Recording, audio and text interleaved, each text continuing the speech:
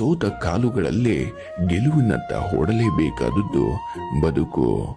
ಹೆದರಿ ನಿಂತರೆ ನಿಲ್ದಾಣ, ಮುನ್ನುಗ್ಗಿದರೆ ಪ್ರಯಾಣ. ಇದುವೇ ಜೀವನ. ಊಟನೇ ಆಗಿರಲಿ, ಪ್ರೀತಿನೇ ಆಗಿರಲಿ, ಎಷ್ಟು ಕೇಳುತ್ತಾರೋ ಅಷ್ಟೇ ಬಿಡಿಸಬೇಕು. ಅತಿಯಾದರೆ ಅರ್ಧಕ್ಕೆ ಬಿಟ್ಟು ಹೊರಟು ಹೋಗುತ್ತಾರೆ. ಬೇರೆಯವರಿಗೆ ಬೈಯುವಾಗ ತಿಳಿದುಕೊಳ್ಳಬೇಕು, ನಮ್ಮ ಬಾಯಿ ಹೊಲಸಾಗುವುದೆಂದು. ಬೇರೆಯವರ ಮನೆಯ ಹೆಣ್ಣು ಮಕ್ಕಳ ಬಗ್ಗೆ ಕೆಟ್ಟದಾಗಿ ಮಾತನಾಡುವಾಗ ತಿಳಿಯಬೇಕು, ನಮ್ಮ ಮನೆಯಲ್ಲೂ ಹೆಣ್ಣು ಮಕ್ಕಳಿದ್ದಾರೆಂದು. ಬೇರೆಯವರ ಜೀವನದ ಬಗ್ಗೆ ಮಾತನಾಡುವಾಗ ತಿಳಿದುಕೊಳ್ಳಬೇಕು, ನಾಳೆ ನಮ್ಮ ಜೀವನದಲ್ಲಿ ಏನಾಗುತ್ತದೆಯೋ ಎಂದು.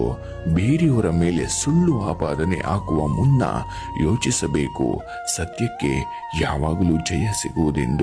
ನಮ್ಮನ್ನು ನಾವೇ ಬುದ್ಧಿವಂತರು, ಧೈರ್ಯವಂತರು ಎಂದುಕೊಳ್ಳುವ ಮುಂಚೆ ತಿಳಿದುಕೊಳ್ಳಬೇಕು, ದೇವರು ಎಲ್ಲರಿಗೂ ಬುದ್ಧಿಶಕ್ತಿಯನ್ನ ಕೊಟ್ಟಿದ್ದಾನೆ ಎಂದು.